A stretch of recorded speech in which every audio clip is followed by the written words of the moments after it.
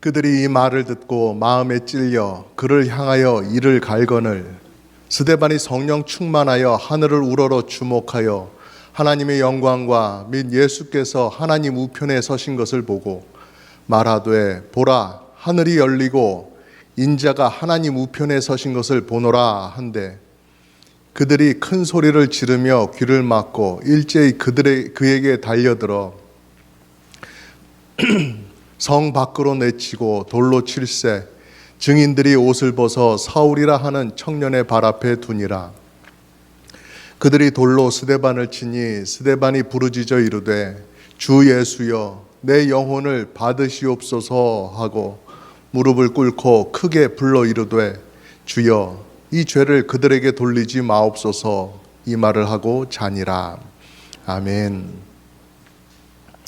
오늘 말씀은 스데반이 사내들인 종교회의에 서서 재판을 받으면서 자신에게 씌워졌던 이 누명을 조목조목 반박하고 있는 그러한 일들이 지난 그때의 장면입니다. 자기가 어떤 신앙을 가지고 있는가, 이 하나님의 말씀인 율법과 또 하나님께서 임재하시는 이 성전, 이런 것에 대해서 자기가 어떠한 믿음을 갖고 있는가를 다 말하고 난 이후에 일어나고 있는 모습입니다. 지난 주일에 본 말씀처럼 스데반은 지금 성전 모독죄라고 하는 아주 중대한 범죄 혐의를 갖고 재판을 받고 있는 상태였습니다. 그러나 스데반은 위축되지 않고 이 자리에서 당당하게 폭탄 같은 말을 공회원들 앞에 했지요. 어떤 말이었습니까? 사실 메시아를 받아들이지 않고 처형한 사람들이 당신들이고 당신들이 지금까지 성령님께서 힘들게 전하시는, 힘써 전하고 계시는 그 전도를 맡고 있는 사람들이 당신들이다. 당신들은 회개해야 된다. 바로 이런 말을 했었던 것입니다. 스데반은 성령 충만한 분이셨기 때문에 이 공회라고 하는 이 유대인들의 최고 종교회의라고 하는 이 중요한 자리가 함부로 진행되어서도 안 되고 거기에 있는 멤버들이 하나님을 오히려 거스르는 사람들이 되어서는 안 된다 하는 이 사실을 선지자적인 마음을 가지고 지적하지 않을 수가 없었던 것이에요. 자기가 이런 폭탄 같은 말을 함으로 해서 불리한 재판 결과가 나온다 할지라도 이게 정말 모든 유대인들에게 있어서 정말로 중요한 구원에 관한 문제이기 때문에, 그들이 기다리던 메시아에 관한 문제이기 때문에 스데반은 이것을 짚고 넘어가지 않을 수가 없었던 것입니다. 그래서 스데반이 공회 앞에서 당연히 해야 될 말, 성도라면 당연히 해야 될 말을 그렇게 했을 때 공회가 어떻게 되었습니까? 완전히 뒤집어진 것이었죠. 54절 말씀에 보니까 이렇게 기록하고 있습니다. 그들이 이 말을 듣고 마음에 찔려 그를 향하여, 즉 스데반을 향하여 이를 부득부득 갈았다라고 되어 있습니다. 성경은 점잖게 표현을 하고 있습니다. 이를 갈았다라고 얘기를 하고 있습니다만은 어디 이만 갈았겠습니까? 막 분노하고 막 들끓는 그들의 마음 때문에 고함도 크게 질렀겠지요. 뭔 소리라는 거야! 이러면서 막 크게 소리를 질렀겠죠. 그뿐이겠습니까? 앉아있던 자리에서 벌떡 일어나가지고 뛰쳐나와가지고 스데반의 멱살을 잡고 너희놈 새끼 하면서 막 붙잡으려고도 했겠죠. 반면에 스데반의 모습은 어떻습니까? 천사와 같은 모습으로, 하늘 위에서 내려오는 그 평강으로, 성령님께서 주장하시는 그 평강을 그대로 유지하고 있을 수 있었던 것입니다. 어떻게 그럴 수 있었을까요? 55절 56절 말씀을 보니까 그렇습니다. 스데반이 성령 충만하여 하늘을 우러러 주목하여 하나님의 영광과 및 예수께서 하나님 우편에 서신 것을 보고 말하되 보라 하늘이 열리고 인자가 하나님 우편에 서신 것을 보노라, 이렇게 말을 했습니다. 사람들이 흥분하고 날뛰고 막 공격하는 그러한 시간에 스데반과 함께 하시는 성령님께서 스데반의 어깨를 이렇게 탁 잡으시고 스데반 저기를 봐라 하면서 하늘을 여시고 그 위에 계신 영광의 하나님과 또 그 곁에 서신 예수 그리스도를 보게 해 주신 것이었습니다. 이 앞에 떠들고 난리난 이 사람들이 문제가 아니고 저 하늘을 바라보렴. 너를 바라보고 계신 하나님이 계시다.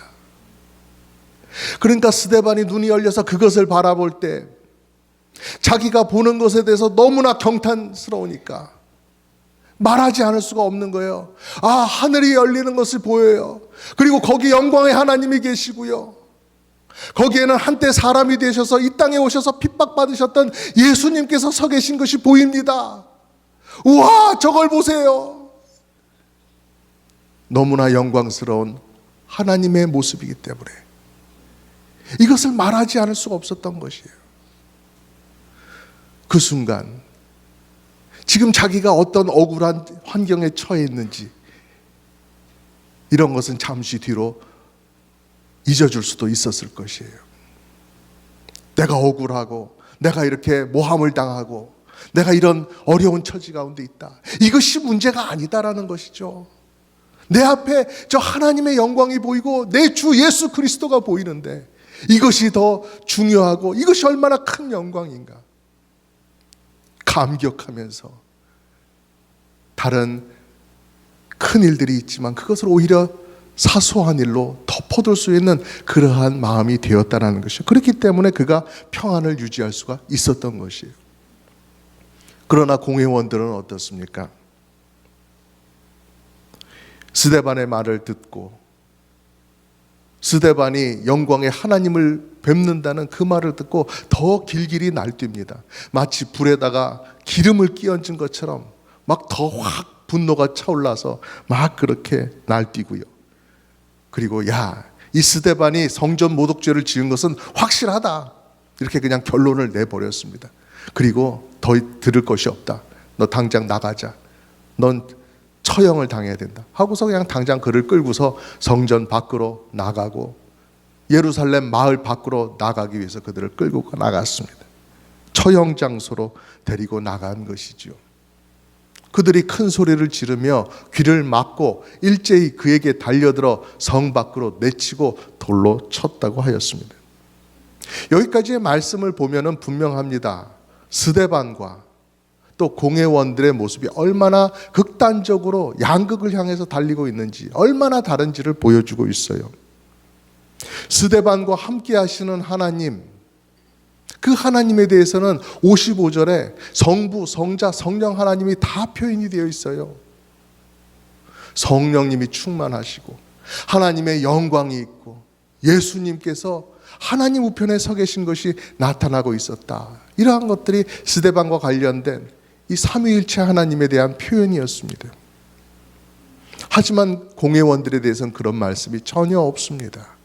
그들은 그저 소리 지르고 귀를 막고 이를 갈고 스데반을 끌고 나가서 돌로 치는 그러한 모습들만 기록되어 있다라는 것입니다.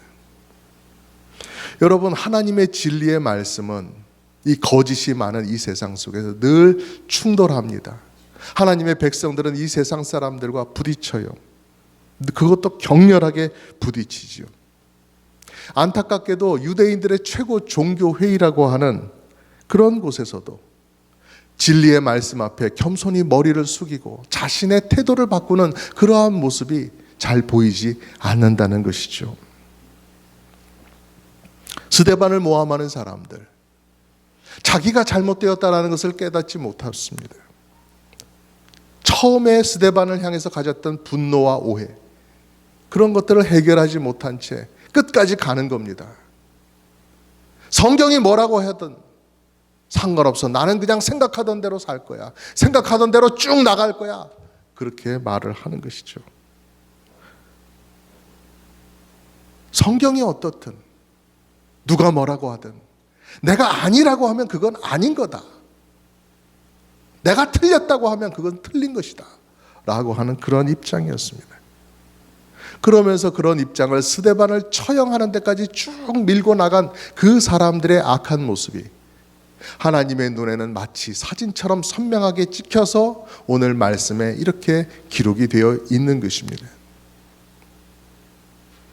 여러분, 말씀 앞에 깨어지고 두 손을 들고 하나님의 은혜 앞에 제가 그 은혜가 필요한 사람입니다 인정하고 엎드리는 그런 사람은 예수님을 구주로 모시고 성령님과 함께 진리 가운데서 살아가는 인생을 살아가게 돼요.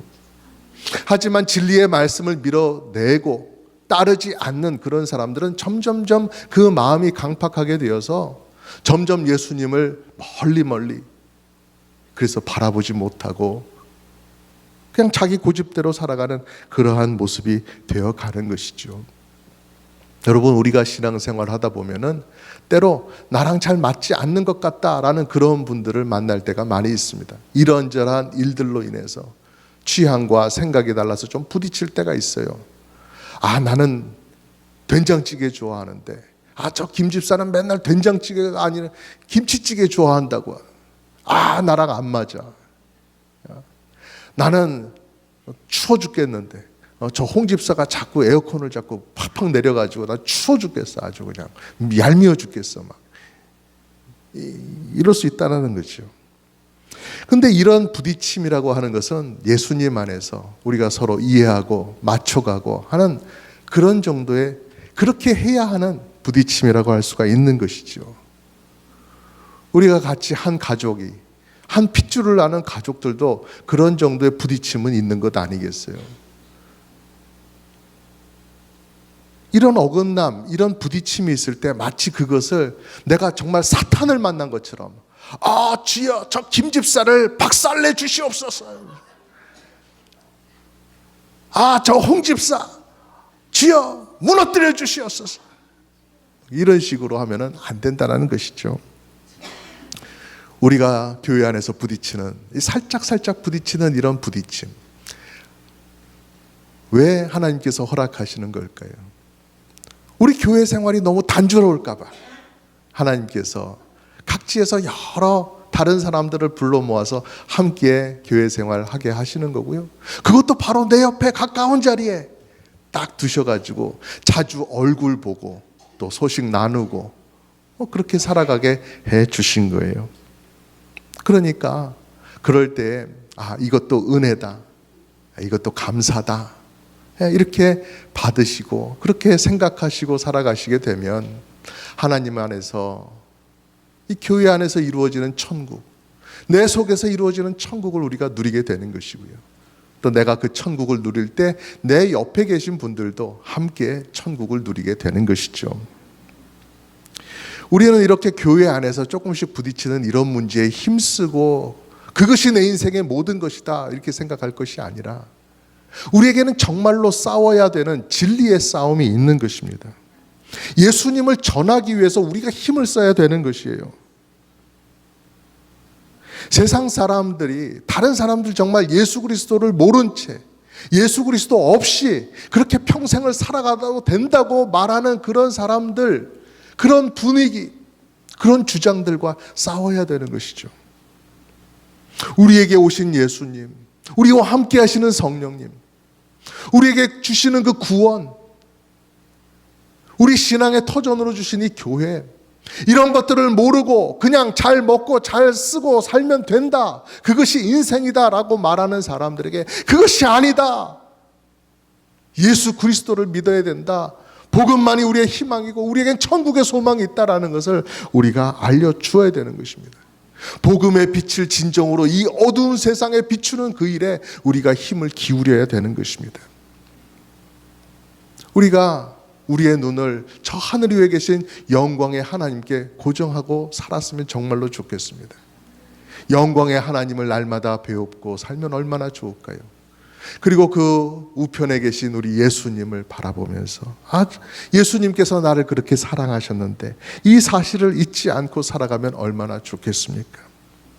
그러면 거짓에 가득한 이 세상 속에서 우리가 복음을 전할 수도 있을 것이고요, 세상이 주는 온갖 두려움 우리가 넉넉히 이겨나갈 수 있으리라 믿습니다. 우리 모두가 그렇게 되기를 진심으로 바랍니다. 또 말씀을 보면 이런 분위기 속에서 스데반이 돌에 맞아 죽임을 당하는 그런 모습이 계속해서 이어지고 있습니다. 공회 자리에 있던 스데반이 그냥 끌려 나왔어요. 그리고 이제 처형의 장소로 끌려갈 때에 아마도 스데반은 도망가지 못하도록 밧줄에 묶여 있었을 것입니다. 그리고 사람들이 이제는 가치 없는 이 사람은 죄인이다 라는 식으로 함부로 대하며 끌고 갔겠지요.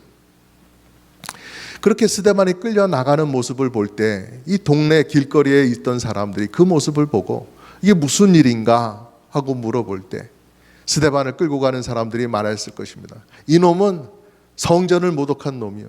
그래서 처형하려고 끌고 가는 중입니다. 그럴 때에 동네 사람들이 듣고서 그래?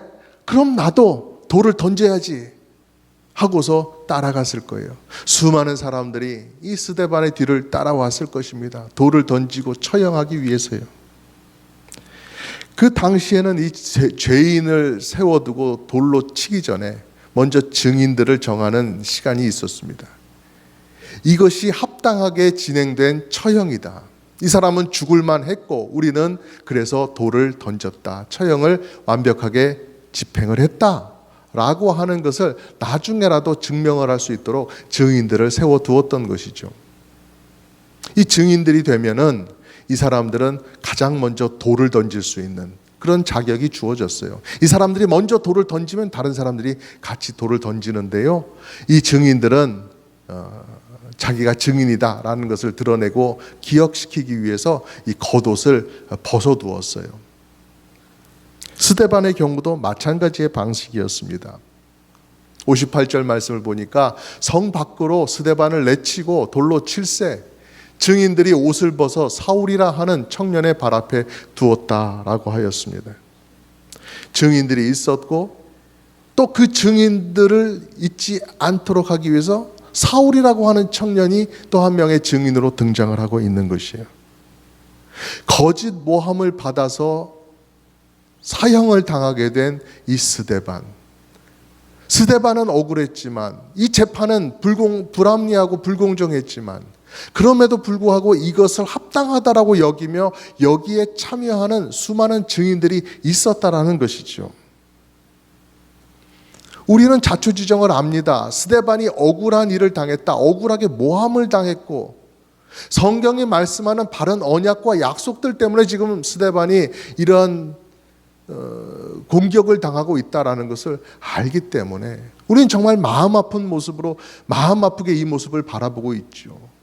스데반 본인은 더했을 것이겠죠. 그런데 여러분, 이 순간 스데반의 곁에는 정말로 더욱더 진실한 증인이 계신데 그분이 누구십니까? 59절 말씀을 보니까 그들이 돌로 스데반을 치니 스데반이 부르짖어 이르되 주 예수여 내 영혼을 받으시옵소서 라고 기도했습니다. 하나님의 보좌 우편에서 자리에서 일어나셔서 스데반을 바라보고 계신 예수님, 그분이 스데반의 증인이셨던 것입니다. 그분께서 스데반을 바라보시면서 스데반이 공회에서 어떻게 성도가 가져야 되는 바른 믿음을 전했는지 다 보고 계셨어요. 그리고 그가 공회에 있는 사람들을 향해서 성령님을 거스르지 말라고 당연히 해야 될 말을 하는 것을 예수님께서 보셨던 것이에요. 그리고 마지막에 그가 억울하게 돌에 맞아 죽는 그 죽음까지도 다 보고 계셨던 것이죠. 그래서 성경은 말씀합니다. 스데반이 그저 모함을 받아서 외롭게 홀로 힘없이 그렇게 죽었다. 그냥 안타까운 죽음이었다. 그냥 억울했다. 라고 말하지 않는 것입니다. 그가 영원히 부를 수 있는, 그가 의지할 수 있는 구주의 이름이 있었다. 그와 함께 하시는 분이 있었다. 스데반의 의로움을 영원토록 입증해 줄 수 있는 영원한 증인이 계시다. 그분이 바로 예수님이다. 라고 말씀하고 있는 것입니다. 세상 사람들이 보기엔 스데반의 죽음이, 이 스데반의 죽음의 이 겉모습이 너무나 허무하고, 야 이거 뭐야 이거, 하나님 안 계신 게 맞잖아 이거. 어떻게 그렇게 하나님을 따르고 예수님 전하고 전도하던 그 사람 이렇게 괴롭게 죽을 수가 있어? 하나님 안 계신 게 분명해. 이렇게 말할 수 있겠지만요. 근데 성경은 늘 우리에게 말씀하십니다. 이 세상은 우리가 잠깐 살다가 떠나는 곳이라고. 그래서 성도들은 이 세상에서 살 때 나그네와 같은 자세로 살아야 된다고 그렇게 말씀하십니다. 나그네와 같이 잠깐 있지만 우리가 이 세상을 끝내고 죽음의 문을 열고 들어가는 순간 우리는 알게 되는 것입니다.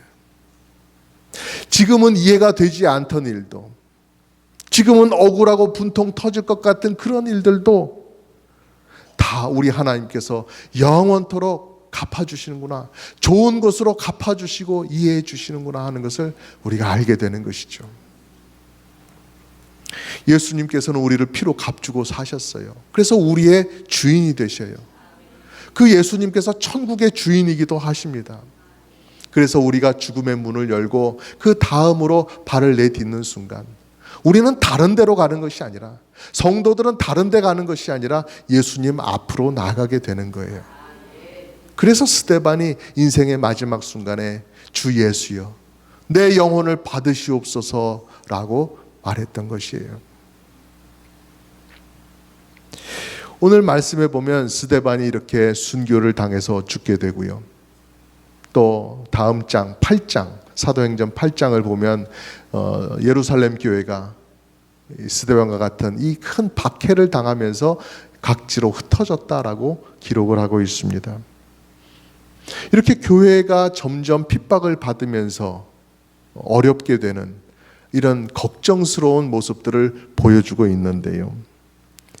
그러나 이 말씀을 자세히 보면 하나님께서 한 가지 또 계획을 세우고 계심을 우리에게 알려주고 계세요. 그것이 무엇이냐면은 58절 말씀입니다. 성 밖으로 내치고 돌로 칠세 증인들이 옷을 벗어 사울이라 하는 청년의 발 앞에 두니라. 사울, 바울 사도의 또 다른 이름이죠.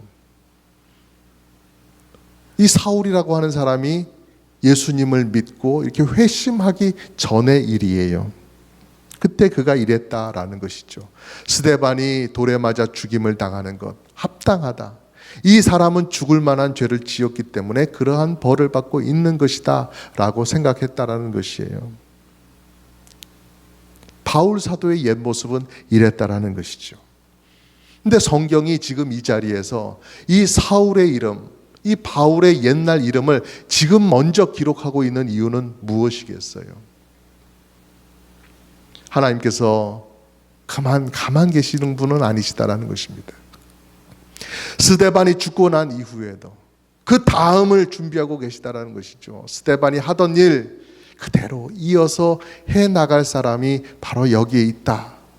그것을 우리에게 보여주시는 거예요. 하나님은 미래를 바라보시는 분이시다. 단지 이 순간만 어떻게 하시는 분이 아니시고 모든 시간과 온 세상을 손에 쥐시고 주관하시는 분이시다.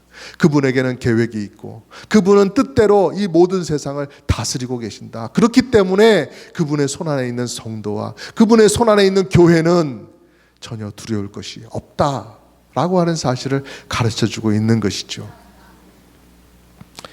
그러므로 하나님을 의지하는 성도들은 억울한 일을 당해도 뭔가 곤경에 처해도 두려워하지 않는 것입니다.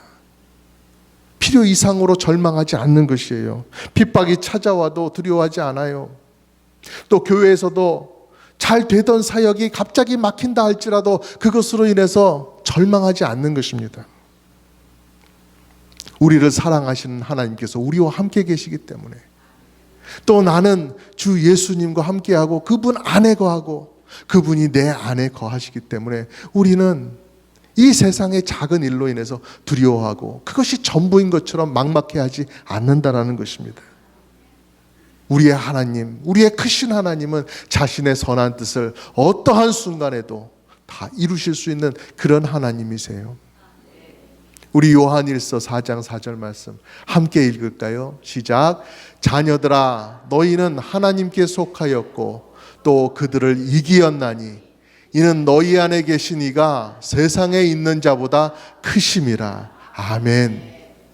너희 안에 계시니 바로 우리 성령 하나님, 우리 예수 그리스도, 우리 하나님이시죠. 그분이 이 세상에 어떠한 존재보다 더 크다라는 것이죠. 이 믿음이 우리에게 확실해지면 좋겠습니다. 오늘 말씀을 통해서 진리이신 예수 그리스도와 함께하는 성도들은 이 세상과 끊임없이 부딪힐 수밖에 없다라는 사실을 보았습니다. 그럼에도 불구하고 성도들은 흔들리지 않고 승리를 확신하면서 평안 가운데 살아갈 수 있는 이유, 그것은 다른 것이 아니라 하나님께서 우리와 함께 하시기 때문에 그렇습니다. 한없는 권세를 가지시고 모든 것을 주관하시는 하나님께서 우리 곁에 계십니다. 그렇기 때문에 여러분, 어떠한 순간을 만난다 할지라도 하나님 믿는 믿음으로 굳건하게 서시기를 바랍니다. 선교하다가 전도하다가 그렇게 죽음을 맞이했던 스데반의 인생처럼 그 다음을 이어서 바울 사도도 전도하다가 선교하다가 그렇게 죽음을 맞이하셨습니다. 우리도 그러한 믿음의 선조의 뒤를 이어서 예수님의 증인으로 살다가 우리의 인생 하나님 앞에 그렇게 바칠 수 있기를 간절히 바랍니다. 이 세상의 여러 힘들고 어려운 순간마다 주 예수여, 내 영혼을 당신께 의탁합니다, 이러한 마음으로 사시면서 소망 잃지 않고 굳건하게 날마다 서시기를 주님의 이름으로 축복합니다.